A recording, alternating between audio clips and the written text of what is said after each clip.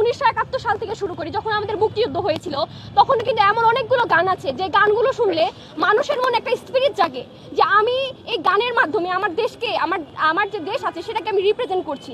আমার যে আন্দোলন কথা, সবাই তো রাজপথে আন্দোলন করে না, আন্দোলন তো নাটকের মাধ্যমে হয়, গানের মাধ্যমে হয়, নাচের মাধ্যমে হয়। তাহলে এই যে মুনীর চৌধুরী আমরা যে নাটক আমরা দেখতে পাই, এই যে খুব চমৎকার যে দেশাত্মবোধক গানগুলো আছে, যে গানগুলো শুনলে আমাদের মনে যে স্পিরিট আসে, তো এই গানগুলোকে আমরা অস্বীকার করতে পারবো কিনা? কিংবা আমরা এই যে 24-এর যে গণ অভ্যুত্থানের কথা আমরা বলছি, 24-এর গণ অভ্যুত্থানে কি গান আমাদের বা সঙ্গীত আমাদের কি কোনো কাজে লাগে নাই?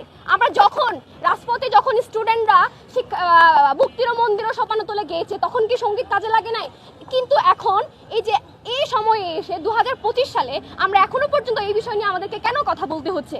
এবং আরো সবচেয়ে দুঃখজনক ব্যাপার আমার কাছে এটা মনে হয়, ঢাকা বিশ্ববিদ্যালয়ে গত কয়েকদিন আগে যেরকম ছাত্র সংসদ নির্বাচন হলো এবং নির্বাচিত প্রতিনিধিরা এখনো পর্যন্ত জাতীয় সঙ্গীতকে রথা সঙ্গীত বলে আখ্যায়িত করে। কেন করছে ভাই?